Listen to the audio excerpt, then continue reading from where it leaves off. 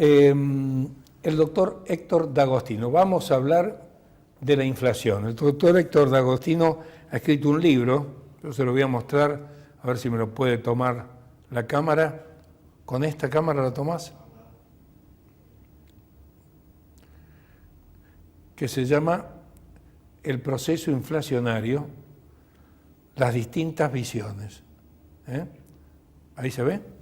Bueno, arriba está desde Marx, Keynes y llega hasta Milton Friedman, ¿no? Así es, pasando por Prebisch y Furtado. Pasando por Prebisch y Furtado. Y Celso Furtado, que son los latinoamericanos estructuralistas. Prebisch era el que nos hablaba del deterioro de los términos del intercambio, que después se invirtieron en parte ahora, ¿no? Bueno, a ver, un libro que la verdad uno lo lee y es un encanto. Gracias.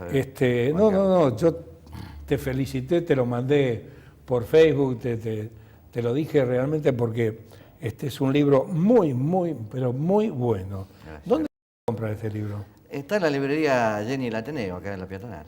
En todas las librerías Jenny el Ateneo del país. En el Ateneo se puede comprar. Sí, en todas las librerías. Perfecto. De todo el país. Bueno, es importante que pues una gran distribución. Sí. Es un libro, digamos, muy concreto, muy conciso. Podrías haber hecho 400 páginas de esto y nadie se hubiera dado cuenta porque lo hubieras llenado con otras bibliografías, te hubieras ido por las ramas con cuestiones históricas, hubieras contado anécdotas, hubieras puesto tips en cada capítulo, que es lo que hacen los fabricantes de bestsellers, a veces los ensayistas que fabrican bestsellers. Pero esto está escrito con mucha seriedad científica y la verdad que es para felicitarte nuevamente. Bueno, a ver. La idea, si me permitís, sí. La idea era, cuando me lo propuse hacer, escribir sobre la inflación de cosas que no estuvieran en los libros de texto, que estudian los estudiantes. Claro. Esa fue la idea original. Y el que me lo prologó es el doctor Pérez Henry de Buenos Aires, que es un gran economista, a pesar de que no sale mucho en los medios, y que escribió muchos libros, entre ellos uno que se llama Economía, que lo escribió con, un premio Nobel en Economía, ¿cómo se llama? Ahora no me sale el nombre, Paul Samuelson. Con Paul Samuelson, tan luego. Claro. ¿Quién no leyó Samuelson de los que pisamos alguna vez la Facultad de Ciencias Económicas? Lo seguimos leyendo siempre, muy clarito. Sí. Paul Samuelson. Bueno, a ver, ¿por dónde querés empezar? Rápidamente. Si te parece, muy brevemente, lo que opinan las distintas teorías económicas de la inflación. Ajá. Bueno, para decirlo claramente y en lenguaje televisivo, podemos decir que cuando la economía está transitando por el corredor de la estabilidad, es decir, cuando no hay fenómenos macroeconómicos internos o externos que produzcan un shock en la economía y se produzca la inflación, en general, todas las escuelas económicas, ya sea desde el marxismo hasta el neoliberalismo o la escuela de Chicago, nadie aconseja una economía con inflación. Lo da como recomendable. Sí, Marx dice que la inflación es el momento donde los ricos aprovechan para engañar a los trabajadores. Exacto. Vamos a hacer una salvedad. A veces puede ocurrir que exista inflación y que se profundice el déficit fiscal cuando tenemos que realizar políticas contracíclicas cuando estamos en una crisis económica. Pero ese no es el momento que vamos a hablar. Si vamos a hablar cuando la economía está corriendo por el corredor de la estabilidad. Es decir, entonces, donde es aconsejable mantener los equilibrios macroeconómicos y es aconsejable que no exista inflación o la menor inflación posible. Carlos Marx decía, como vos lo acabás de transmitir, que cuando existe depreciación de la moneda, los capitalistas se las ingenian siempre para engañar a los obreros. Claro. Cosa que parece que nuestros sindicalistas nunca se dieron cuenta. Nunca se dieron cuenta. Yo lo comento esto en un artículo que escribí creo que en el 2013 o 2014, claro, diciendo que ¿qué hacían los sindicalistas?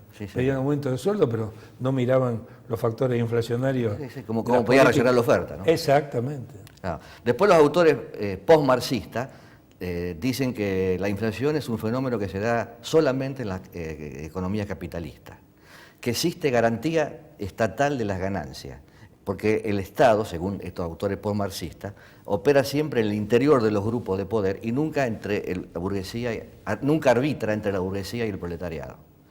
Después, siempre siguiendo con el post-marxismo, dicen que lo que hace la inflación moderada es permitirle al empresario que capture la renta por productividad. Es decir, sabemos que cuando hay productividad, los empresarios logran producir bienes y servicios de una mayor calidad a un menor costo, con más tecnología.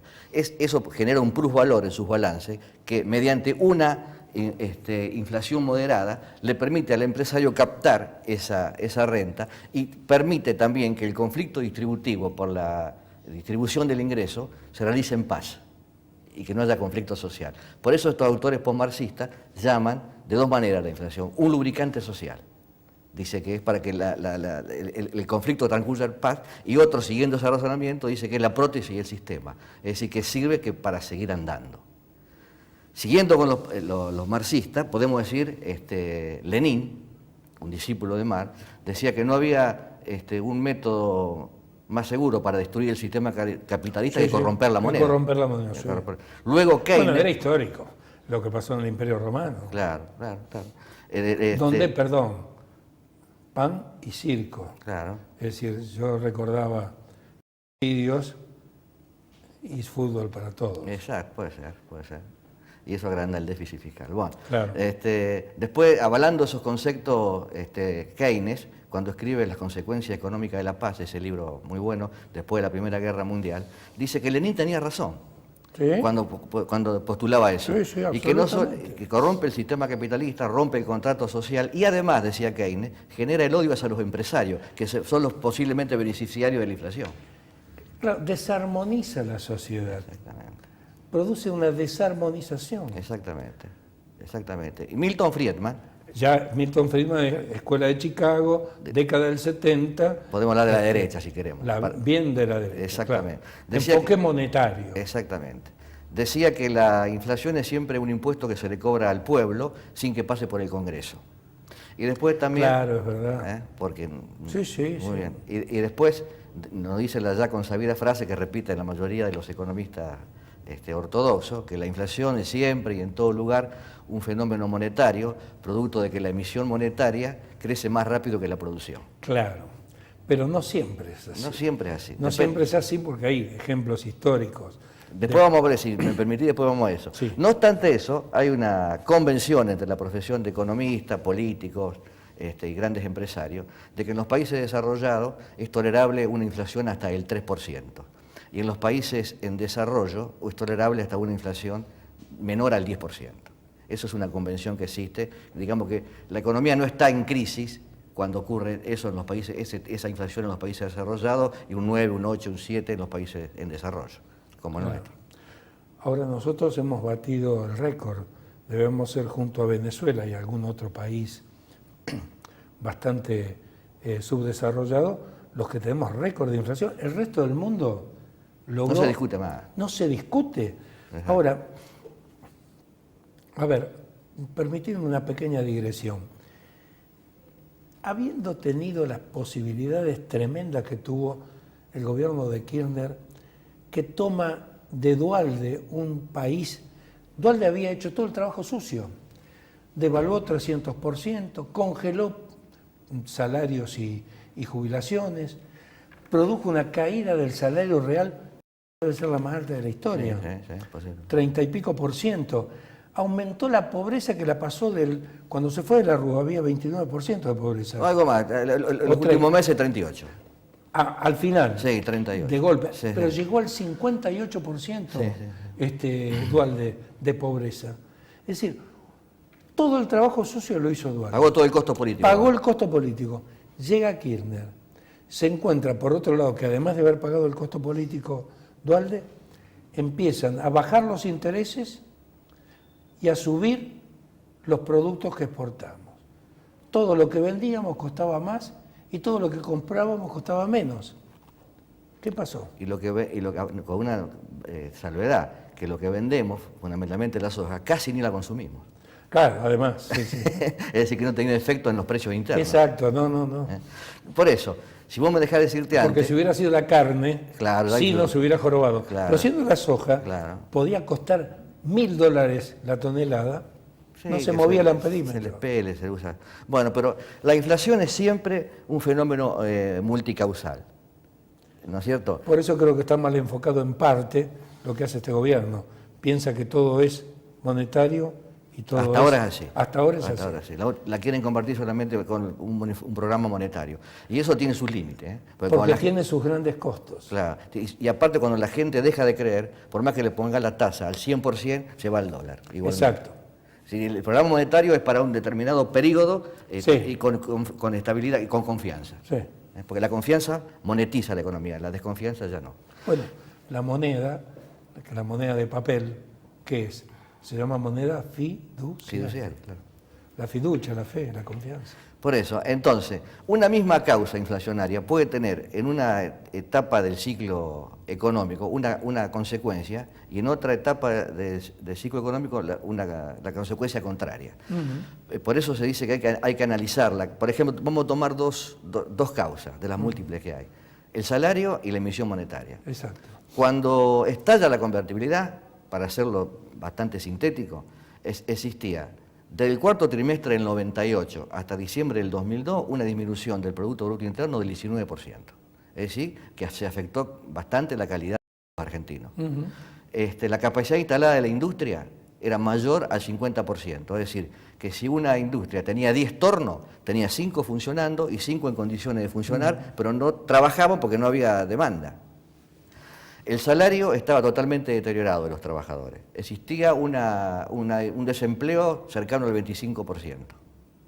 Y había mucha pobreza, como dijiste vos. Entonces, la mega devaluación produce aún más el deterioro del salario. Entonces la CGT, las centrales obreras, en vez de luchar por el poder adquisitivo del salario, lucharon para que haya empleo. Claro. ¿No es cierto? Eso les permitió trabajar más tranquilo aquí. Porque perdían el poder. Exactamente. Bueno, entonces, también la mega devaluación produce un tipo de cambio real competitivo. El tipo de cambio real competitivo fomenta las exportaciones y la producción interna y dificulta las importaciones porque son más caras. Es más caro lo que importamos al tener un tipo de cambio alto. Entonces, básicamente, si tenemos la capacidad instalada del 50%, el tipo de cambio competitivo, los salarios bajos, la recuperación económica fue muy rápido, muy rápido. Y vos fijate que se emitió, esto lo hago, estos índices lo tomo tomando cómo varió la base monetaria según los datos del Banco Central. Sí. La base monetaria en el periodo 2003-2006, cuando salimos de la depresión económica, aumentó en promedio anual un 21,5%. El Producto Bruto Interno aumentó el 8,87%. O sea que el crecimiento de la moneda fue casi 2 veces y media el crecimiento del producto. Exacto, el 8,87%. Y la inflación fue solamente cerca del 8%. Es decir, que el mayor gasto público y la mayor emisión solamente se tradujo en mayor producción de bienes y servicios. Solamente una parte fue a precio. Claro. Porque había capacidad instalada ociosa. Es decir, se aumentó la demanda, se fomentó la demanda y la oferta pudo reaccionar, entonces hubo solamente un 8% de inflación. Ese 8% puede ser producto de la rigidez, como hablábamos antes, claro, de que la demanda siempre crece más rápido que la oferta. Sin embargo, es decir, si ahí consultamos a muchos periodistas, economistas heterodoxos, si la inflación produce, la emisión produce inflación, no. En esta etapa. En esa etapa no, porque la neutralizó el crecimiento económico, por una parte, y la neutralizó el shock que habíamos tenido. Exacto. El shock.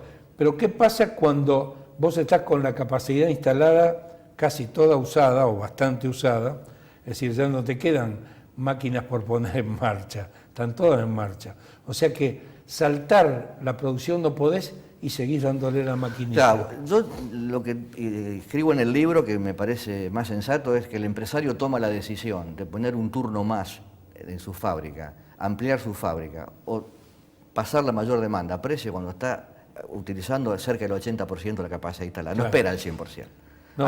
Porque siempre dentro ese 20% hay un torno que se rompe, hay que arreglarlo, hay que mantener. No espera el cuello de botella. No espera el cuello de botella. Espera un poco antes. Entonces, en el 2007, la situación económica era totalmente distinta a la que recibió Kirchner en el 2003. La capacidad instalada de la industria llegaba cerca del 80%. Claro. No había desocupación en los niveles que estaba antes. Sí, sí. Estaba cerca del 8 o 9% de la población económicamente activa. O sea, activa. no había factores de producción subutilizados, Exacto. utilizados en menos, digamos. Había rentabilidad empresaria Ajá. y había también ya en el 2007 una inflación del 25% anual, medido por el índice de precio de Graciela Bebacqua. Esos son los índices que tomé. Sí, es decir, era un escenario económico distinto en el 2007 al recibido en el 2003, por lo consiguiente, las medidas económicas debían ser distintas. Sin embargo, con el argumento de que la distribución del ingreso no podía detenerse, con el argumento de que no se podía enfriar la economía, cosa que nadie puede estar en contra, pero hay que ver qué medidas se toman para llegar a cumplir esos objetivos. El ministro de Economía y el presidente, o la presidenta en aquel entonces, siguieron aumentando el gasto público y siguieron aumentando la emisión monetaria. ¿Qué pasó en el periodo 2007-2014, hasta donde yo hago el análisis? La emisión monetaria fue en promedio del 25,5% anual. La inflación fue del 24,5% más o menos. Claro, se copian. Se trasladó casi todo a precio. Exactamente. Se trasladó. Y el Producto Bruto solamente, el crecimiento fue del 13,62% promedio anual. Es decir, que acá en esta etapa la emisión monetaria sí fue inflacionaria y sí hubo conflicto distributivo. Claro. En el periodo 2003-2006 la emisión monetaria no fue inflacionaria y no hubo conflicto distributivo, porque veníamos de salario muy bajo y desempleo. Héctor, te tengo que invitar otra vez, porque Bueno. tenemos que hablar un montón de cosas. Bueno, está bien. Se nos queda el tiempo porque tenemos un invitado para hablar. Yo te agradezco muchísimo. No, gracias a vos. Te agradezco que hayas escrito este libro, que se puede comprar en todas las librerías de Ateneo. Y bueno, nos debemos una charla larga los dos para acordar algunas cosas, porque quiero que sigamos hablando y explicando las razones, porque la inflación es absolutamente multicausal y no tiene una solución tipo tónico del siglo XIX. Fue una planilla Excel, ¿no? Claro, exactamente. Es mucho más complejo. Seguro. Te agradezco mucho. No, gracias a vos, bebé.